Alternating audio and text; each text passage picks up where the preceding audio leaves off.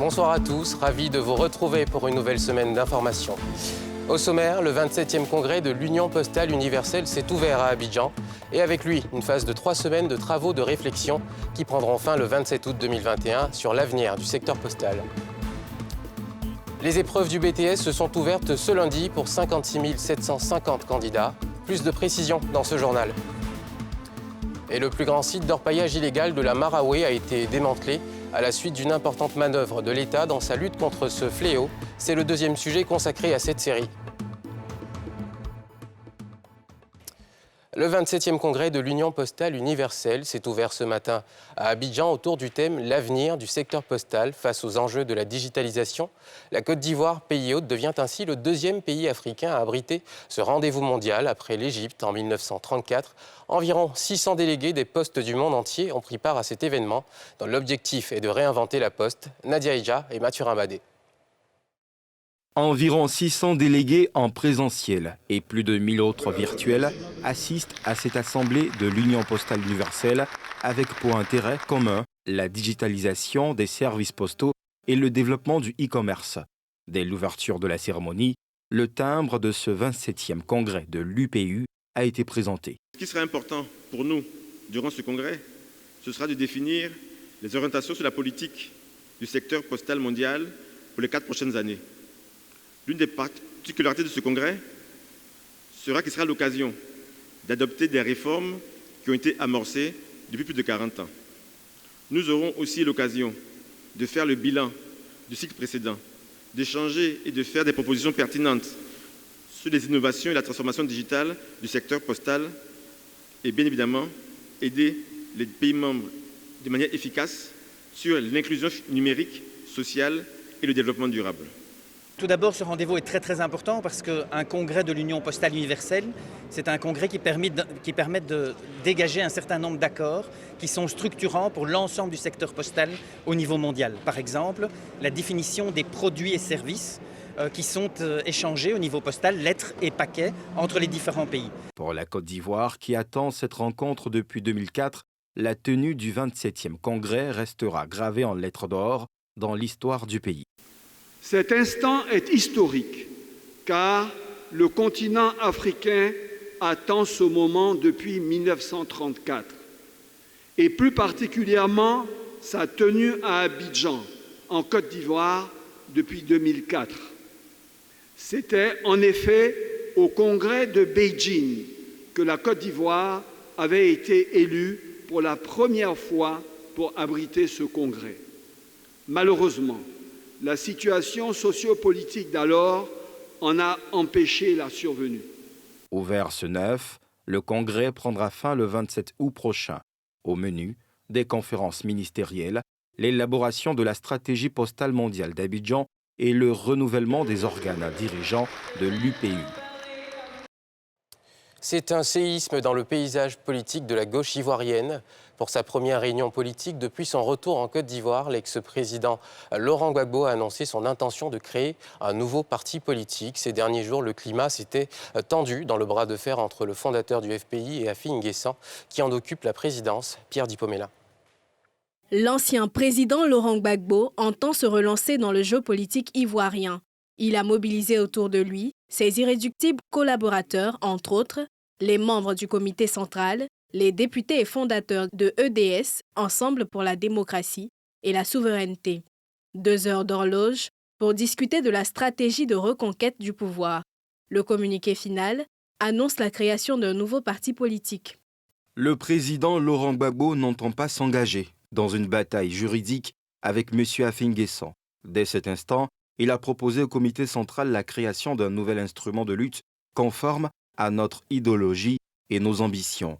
Il a demandé au comité central d'autoriser la mise en place d'un comité de préparation du congrès constitutif. Ce projet de création d'un nouveau parti politique, s'il prend forme, mettra fin à la guéguerre au sein du FPI, où un bicéphalisme a semé la division et déboussolé les militants. Et puis pour en parler, nous sommes au téléphone avec Isiaka Sangaré, secrétaire général du FPI. Bonsoir.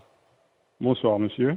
Isiaka Sangaré, Laurent Gbagbo, membre fondateur et figure incontournable du FPI, annonce aujourd'hui son intention de créer un nouveau parti politique, loin de cette bataille avec Afin Guessan pour la tête du parti. Comment on réagit du côté du FPI, branche légale, à cette annonce?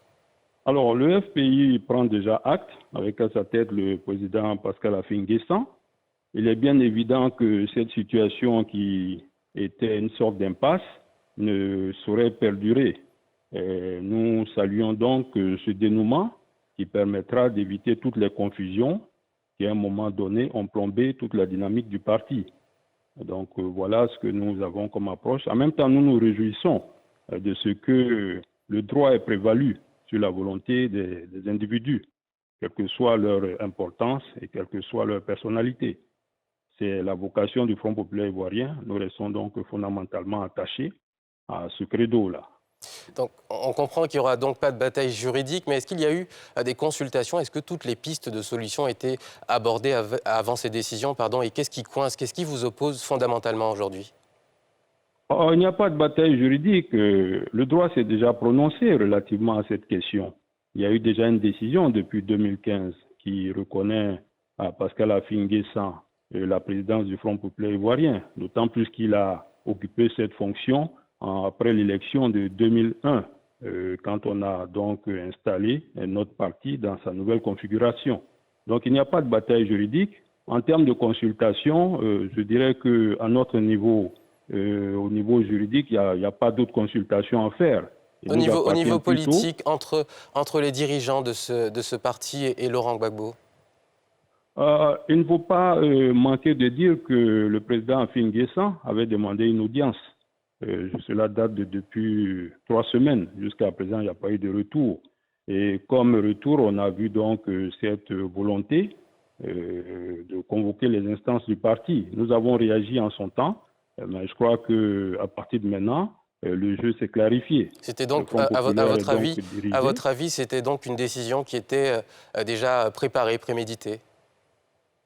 De toute façon, nous avions notre position et en aucun cas nous n'aurions laissé perdurer des postures qui allaient à l'encontre du droit. Maintenant, si cette décision a été mûrement réfléchie, nous saluons quand même la sagesse de ceux qui ont fini par la prendre. Parce que, comme je dis, c'était une sorte d'impasse. Alors, vous la saluez, mais est-ce que vous n'avez pas peur de perdre une grande partie de vos sympathisants qui iraient rejoindre ce nouveau parti? L'un de vos vice-présidents a déjà démissionné il y a quelques jours, Konaté Navigué, et Laurent Gbagbo lui-même affirme qu'il ne vous laisse que l'enveloppe de ce parti. Vous savez bien, à un moment donné, on peut utiliser les images. C'est totalement un des faits, je dirais, culturels de notre environnement sociologique. Mais ce qui est important, c'est de comprendre déjà qu'il y a eu déjà le départ de l'ancienne secrétaire générale. Cela n'a pas, je dirais, perturbé l'organisation, le fonctionnement du parti. Donc il est bien sûr que beaucoup de militants attendaient donc que ce soit clarifié. Beaucoup de militants avaient même estimé que depuis un certain temps, cette action créait de la confusion. Donc si certains partent et sont déjà partis, pour celui qui est parti, c'est libre à lui. On lui souhaite bon vent, mais nous sommes fondamentalement assis sur notre vocation à faire vivre et à continuer de faire perdurer les idées fortes du FPI qu'on a connu à l'origine. Donc nous restons attachés à l'idéal socialiste. De tels agissements, forcément, vont engranger autour du président Afin Guessan, qui fait montre de résilience aussi, beaucoup d'autres camarades qui vont nous rejoindre. Nous avons plutôt bon espoir que beaucoup de personnes vont se déterminer maintenant à partir de ce moment-là. Je suis d'accord avec vous, mais on le sait, l'ex-président est très populaire. Quelle stratégie vous allez mettre aujourd'hui, dans les prochains jours, dans les prochaines semaines, pour solidifier votre base finalement? Nous avons convoqué les instances du parti. Nous attendions donc de donner une réplique, mais nous avons donc la réponse. Avec les instances du parti, nous verrons les actions à mettre en œuvre. Il y aura donc beaucoup d'actions à mettre en œuvre au niveau donc du maillage sur le territoire, pour faire en sorte que nous ayons une meilleure assise et que nous renforcions nos bases. Merci Isiaka Sangaré, vous êtes secrétaire général du FPI. Merci d'avoir répondu à nos questions ce soir. Je vous remercie. Merci à NCI. On poursuit notre journal avec les épreuves écrites du brevet de technicien supérieur, le BTS, qui se sont ouvertes ce matin sur toute l'étendue du territoire national. Ce sont 56 750 candidats qui vont prendre part à ces examens, 73% d'entre eux dans 10 filières tertiaires et les autres, les 27, dans les 23 filières industrielles. Salifia Lekwe et Aruna Zeba. Top départ, ce lundi matin, des épreuves écrites du brevet de technicien supérieur BTS. Le lycée classique d'Abidjan, Cocody, a été le centre choisi par le ministre de l'Enseignement supérieur et de la Recherche scientifique, Adama Diawara, pour lancer ces examens. Aux encadreurs comme aux étudiants, des instructions fermes, s'abstenir de tout acte de tricherie. Soyez très vigilants, sans stresser les candidats, faites en sorte qu'il y ait vraiment le moins possible de tentatives de fraude. Après le lycée classique, cap sur la commune de Yopougon, dans cet établissement privé. Ici également, les épreuves se déroulent normalement. L'impact de la Covid-19 sur les apprentissages a été beaucoup amoindri. Donc normalement, on doit s'attendre à un résultat qui est beaucoup plus bon, j'allais dire. L'année dernière, nous avons procédé à une lutte acharnée contre la fraude. Cette année, ce sera le cas. Il faut faire en sorte que les résultats qui sont affichés, soient en corrélation avec le niveau d'apprentissage de nos apprenants. Nous avons un financement de la Banque mondiale pour la réforme du BTS. Cela va consister à regarder le bassin de l'emploi pour savoir quelles sont les filières porteuses d'emploi au niveau du BTS. Les filières qui ne sont pas porteuses d'emploi seront supprimées. On ne retiendra que les filières porteuses d'emploi. Quant aux candidats, ils affichent une sérénité. Ça va, c'est pas trop difficile. Je pense qu'on peut s'en sortir. Mon souhait, c'est d'avoir mon examen comme toute personne ici. La préparation, en tout cas, ça s'est bien passé. Donc, c'est comme nous sommes au début, en tout cas, ça va. Ces épreuves écrites prendront fin le 12 août prochain. Quant à la pratique, elle est prévue du 16 au 21 août 2021. Les premiers résultats seront disponibles à partir du 23 septembre 2021.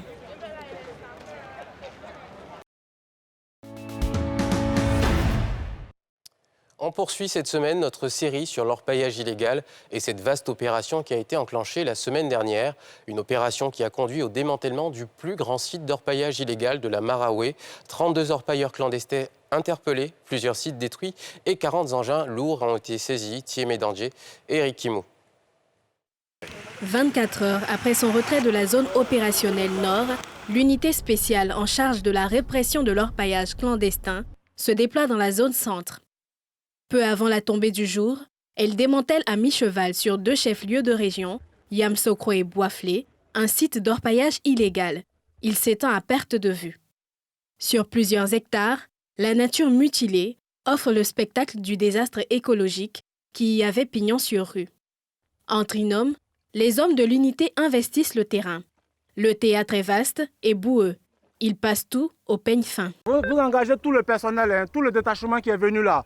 Vous employez tout le détachement pour la sécurisation de ce site-là jusqu'à demain. À l'arrière des habitations de 3 villages impactés, des monticules de terre en lien avec l'exploitation illégale de l'or. Tu as autorisation? Non. Mais tu fais quoi ici? On m'a pris de venir faire journée. Qui t'a pris pour venir faire journée? Mon frère. Toi qui t'as pris pour venir faire journée? Nous devons venir travailler dans mon bureau là. Comme ça va pas, nous devons faire pied là. Pour courir un peu pour manger. Ah bon? Qu'est-ce que vous faites là? Vous voyez ce que ça fait? Non, c'est pas nous travaillons dans le populaire quoi. Vous travaillez dans quoi? Et des gars, ils partent là.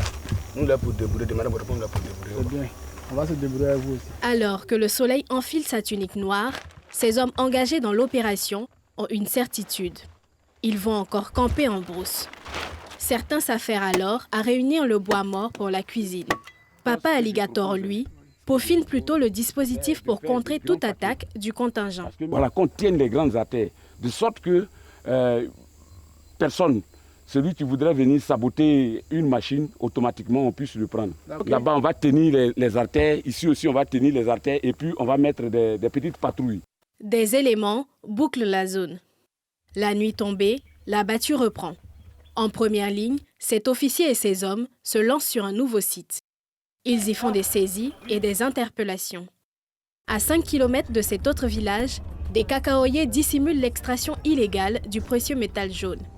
Un site également débusqué où des hommes du groupement spécial campent pour tenir la position avec 2 détenus, dont ce migrant mineur. Il faisait office de guet-alerte sur le poste. J'ai quitté Abidjan. Tu es venu ici comment? C'est mon oncle. C'est moi qui brosse. Ça vaut 6 mois. Non, on ne me donne pas d'argent d'abord. Si je vais partir à Abidjan, on me donne l'argent. Sur le flanc droit de la nationale A6, menant à Yamsokro, est découvert ce site avec une pelleteuse sabotée. Le repli sur la base de regroupement des engins lourds saisis permet une autre découverte insolite, en plein village dans une cour. Les habitants se barricadent.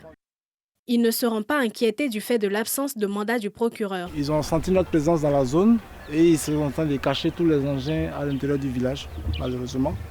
Et nous la découvrons et automatiquement cet engin sera saisi au même titre que ceux que nous avons trouvés sur les sites tout à l'heure. Pour le transfert des engins, des interpellés sont mis à contribution.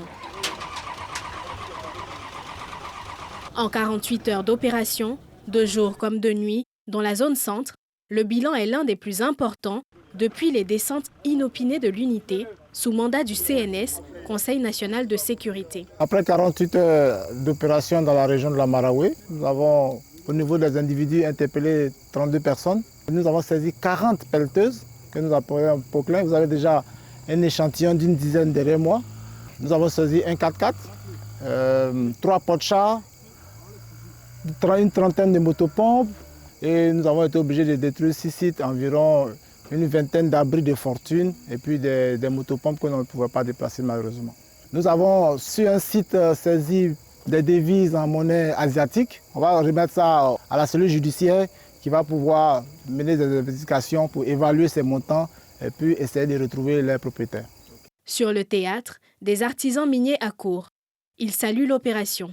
Aujourd'hui, toutes nos terres sont détruites. Donc, quand on voit une action de ces gens, nous sommes venus féliciter, comme on appelle la gendarmerie nationale. Que les terres qui détruisent là, le syndicat a pour mission de refermer et faire le reboisement afin que les années à venir, la nature retrouve sa santé.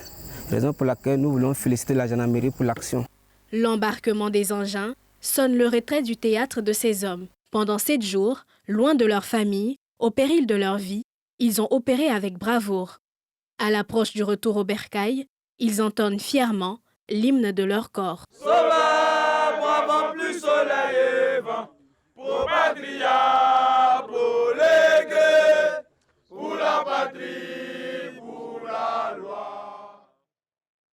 Les occupants des voies et espaces publics du quartier Biafra ont été déguerpis par les agents de la mairie de Trècheville.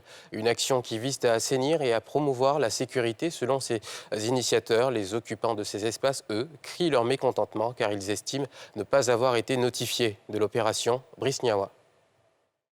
Les garagistes, installés aux alentours de la nouvelle mosquée de Trècheville, au quartier Biafra, ont reçu la visite des agents de police du 29e arrondissement. Une action de la mairie de Trècheville pour libérer les emprises de voies et espaces publics. Si les victimes reconnaissent occuper ce site sans une autorisation formelle, elles disent ne pas avoir été prévenues de cette opération. Bon, si ça nous avait prévenu, nous on a enlevé nos voitures. Actuellement, c'est devenu petit. Donc, on ne peut pas faire bras de fer dans quelque chose. Ça ne nous appartient pas. Chaque jour que vient, on nous chasse, on nous ramène, on nous chasse. Aujourd'hui même là, aujourd'hui c'est la fin, on s'en va. On va aller où? Accompagnés par les forces de l'ordre, les agents de la mairie de Trècheville étaient bien équipés pour dégager cet espace de ses occupants. Une opération préparée depuis 2 ans. Nous avons reçu en réunion tous les garagistes de la commune de Trècheville. Nous leur avons notifié la décision de pouvoir libérer ces espaces par des mises en demeure. Et aujourd'hui, nous venons justement pour pouvoir mettre à exécution nos décisions. Nous les invitons à pouvoir de manière pacifique ranger leur matériel, aller se réinstaller dans des endroits adaptés, adéquats à leur activité. Toutefois, Bakary Ouattara fait un plaidoyer aux autorités publiques afin que lui et ses camarades aient un lieu pour travailler. On souhaite pour que le président ou le maire de Trècheville peut nous aider pour qu'on puisse avoir un coin, pouvoir se débrouiller et puis pouvoir nourrir nos parents. Cette action de terrain se poursuivra dans toute la commune de Trècheville jusqu'au mois de septembre, selon Arthur Dalis Moloko. Elle vise à assainir l'environnement et à donner un cadre de vie sain aux populations. La coordination nationale des victimes des déchets toxiques de Côte d'Ivoire a annoncé samedi 7 août 2021 à Abidjan l'ouverture d'une action judiciaire internationale pour l'indemnisation des victimes. La veille, les représentants des quelques 75 000 victimes, membres de la coordination, avaient eu une rencontre avec les avocats mandatés par le cabinet international devant les représenter devant le parquet fédéral de Genève, en Suisse. Yéli Traoré. Cette action de la Coordination nationale des victimes des déchets toxiques de Côte d'Ivoire n'est pas une action collective mais individuelle et elle prend en compte environ 75 000 personnes qui doivent prouver qu'elles ont été effectivement impactées par les déchets toxiques. Le montant de cette indemnisation sera déterminé par le médecin en charge du dossier en liaison avec les cabinets d'avocats. Nous sommes là aujourd'hui à l'invitation de cabinets d'avocats qui, à la demande de personnes en Côte d'Ivoire ici qui ont été exposées donc, aux déchets toxiques depuis 2006. Ils réclament réparation et des actions ont été donc initiées, engagées devant des juridictions internationales. Et donc il était important pour ces cabinets d'avocats qui œuvrent donc à une réparation à la hauteur des préjudices énoncés par leurs clients qui sont les victimes ici, de venir en terre ivoirienne et faire le point de ce qui a été engagé en leur nom. Si certaines victimes ont été indemnisées par Trafigura en 2007 à travers un accord conclu à l'amiable avec l'État ivoirien qui arrêtait toute poursuite en contrepartie du versement d'une indemnisation globale de plus de 100 milliards de francs CFA pour les dédommagements des victimes. Une seconde indemnisation de 22,5 milliards de francs CFA avait été conclue par Trafigura et un cabinet d'avocats international en fin 2009 pour 29 624 victimes. La coordination des victimes des déchets toxiques, pour sa part, se bat pour l'indemnisation de quelques 75 000 victimes. Aujourd'hui, nous avons 115 000 personnes en tant que clients du cabinet d'avocats. On peut être victime sans être ayant droit d'une indemnisation. On peut être victime, mais pour être ayant droit d'une indemnisation, il faut être d'abord engagé dans une action. Et pour être engagé dans une action, il faut être représenté par un cabinet. Les victimes seront reçues par le médecin et leurs représentants en vue de la constitution de leur dossier pour les indemnisations. Le 19 août 2006, le navire Probo Kuala, affrété par la société Trafigura, avait déchargé 528 mètres cubes de déchets liquides dans le port d'Abidjan. Les déchets ont ensuite été transférés et déversés dans 12 endroits différents autour d'Abidjan. Des opportunités de stage professionnel pour 200 jeunes. C'est ce que va permettre la convention signée jeudi entre CFAO Retail et l'Agence Emploi Jeunes. Le ministre de la Promotion de la Jeunesse, de l'Insertion professionnelle et du Service civique a présidé cette cérémonie qui a eu lieu dans les locaux de CFAO à Marcory, Brice Niawa. Ce sont au total 200 jeunes qui bénéficieront de formations et de stages au groupe de distribution CFAO Retail, fruit d'une convention signée avec l'Agence Emploi Jeunes pour améliorer l'employabilité des jeunes ivoiriens, mais aussi favoriser leur insertion professionnelle. Le ministre de la Promotion de la Jeunesse, de l'Insertion professionnelle et du Service civique s'est réjoui de cet accord et des conditions de travail des futurs stagiaires. Aujourd'hui, il y a une seconde convention qui permettra le recrutement donc, de 200 jeunes pour les mêmes programmes de stage de qualification, de renforcement des capacités, de formation complémentaire qualifiante. Et donc, j'ai voulu profiter donc, de cette signature pour me rendre au sein de cette entreprise, pour m'imprégner de la réalité du travail donc, de ces jeunes qui ont été pris il y a quelques années de cela, et surtout regarder avec le directeur général les perspectives heureuses pour la jeunesse ivoirienne. Cette signature vient affirmer l'engagement de cette entreprise à contribuer aux côtés du gouvernement dans la lutte contre le chômage. Je crois que c'est une grande réussite qui nous permet d'unir nos forces, le gouvernement, CFAO Retail, pour grandir ensemble et permettre à un grand nombre de jeunes, quelle que soit leur origine, quelle que soit la région, quel que soit leur diplôme, de pouvoir accéder à un premier emploi. Cette convention est la deuxième après celle de 2016 qui a permis à 294 jeunes de bénéficier des mêmes dispositifs d'insertion. Parmi eux, 44 ont été embauchés. Et c'est la fin de ce journal. Merci de nous avoir suivis. Demain, vous retrouverez Evelyne Débat à la présentation. Et quant à nous, on se retrouve à partir de jeudi. Bonne suite de programme sur NCI.